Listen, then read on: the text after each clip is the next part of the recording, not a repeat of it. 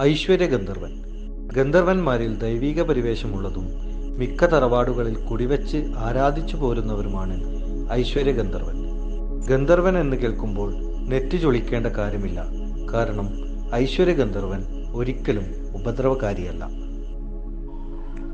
കുടുംബത്തിനും തന്നെ വാസിക്കുന്ന കുടുംബാംഗങ്ങൾക്കും രക്ഷാധികാരിയായി നിൽക്കുന്ന ഭാവത്തിലാണ് ഈ ഗന്ധർവനെ പല തറവാടുകളിലും വച്ചാരാധിച്ചു പോരുന്നത്. കൂടെ ഐശ്വര്യഗന്ധർവനോടൊപ്പം ഐശ്വര്യ യക്ഷിയെയും വച്ചാരാധിക്കുന്ന പതിവ് പല പഴയ തറവാടുകളിലും കാണാം. പുരാണങ്ങളിൽ പറയുന്നത് ഐശ്വര്യ യക്ഷിയാണ് ഐശ്വര്യഗന്ധർവന്റെ പത്നിയായി പറഞ്ഞിരിക്കുന്നത്. അതുകൊണ്ട് തന്നെ പത്നി സമേതനായും അല്ലാതെയും വച്ചാരാധിച്ചു പോരുന്നു. 64 കലകളിലും നൈപുണ്യം നേടിയവരാണ് ഗന്ധർവന്മാർ.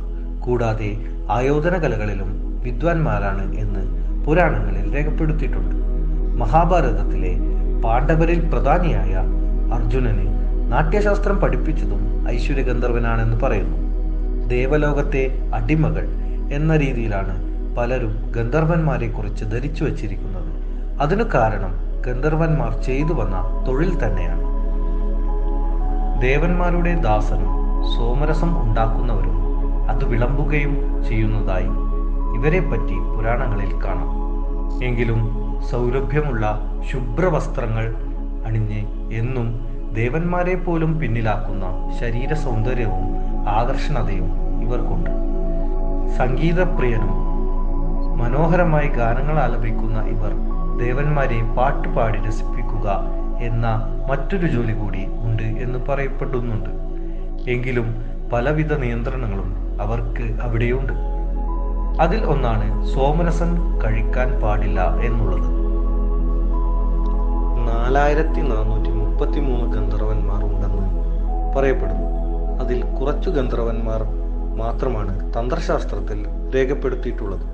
ബാക്കിയുള്ളത് എവിടെയോ നിക്ഷിപ്തമായിരിക്കുന്നു. നാഗഗന്ധർവനും മത്സ്യഗന്ധർവനും മനുഷ്യരുമായി യാതൊരു വിധത്തിലും ബന്ധം സ്ഥാപിക്കാൻ വൈമനസ്യം ഉള്ളവരാണ്. കന്യകമാർക്കും ഗർഭിണികൾക്കും ഗന്ധർവബാധ ഉണ്ടാകും എന്ന വിശ്വാസം ഇപ്പോഴുമുണ്ട്. ഇവ കൂടുതൽ ഉണ്ടാവാറ് അഷ്ടമിതിയിലാണ് എന്ന് മാത്രം. ഗന്ധർവബാധ കൊണ്ട് ഗർഭം ധരിക്കാത്തതും അലസിപ്പോകുന്നതുമായ സംഭവങ്ങളും കഥകളും ഇപ്പോഴും കേൾക്കാൻ സാധിക്കും. ഗന്ധർവന്മാരിൽ തന്നെ ഉപദ്രവകാരികളായ ഗന്ധർവന്മാരുണ്ട്.